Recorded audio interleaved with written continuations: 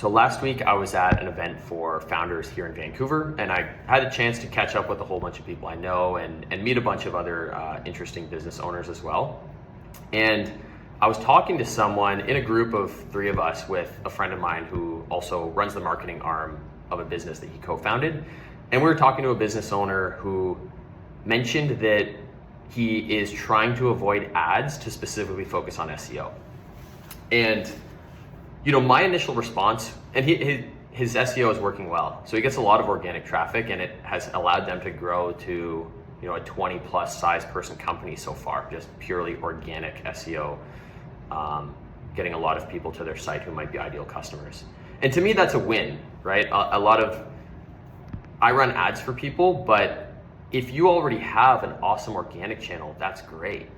And I never even thought to say this, but my friend beside me basically said, well, just ads don't take away from that. They just contribute even more to that. That's part of scaling, is just leveraging every channel to get as much growth as you can. And it just made me think about explaining this. So if you can imagine, I'll just create an example. Let's just say your software kind of like Calendly. It's a calendar booking software.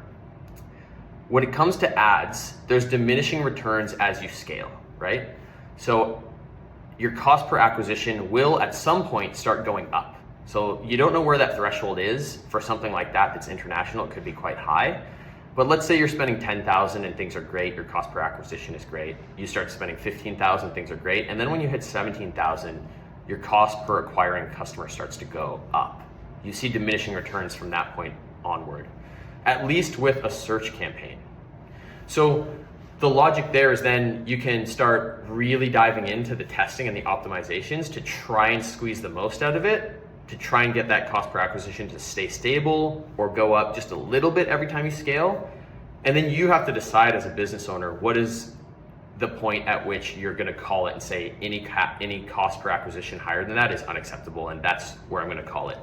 And then you can scale your ads to that point. Try and get them as comfortable or as efficient as possible throughout that. But that is not where scaling ends. Part of scaling a business via marketing is leveraging, there's more channels. So you might leverage a channel up to the ceiling of where it is profitable, and you can test things to try and squeeze that, but there is a ceiling somewhere, especially with search. There's an end to how many people are looking it up.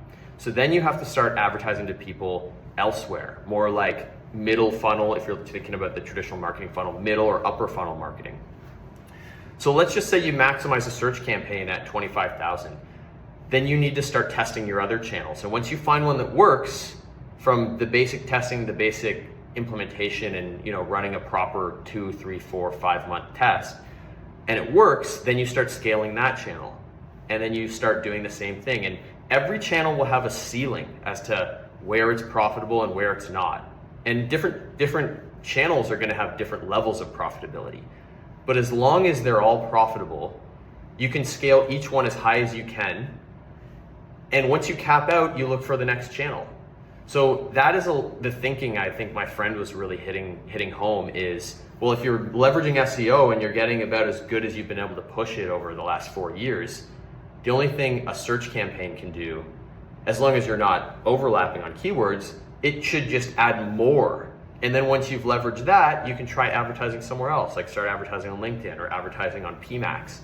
So scaling an ad campaign is not about using one method. It's about leveraging all the channels and being strategic about when you've hit the ceiling and how far you can push that, and trying to find more channels.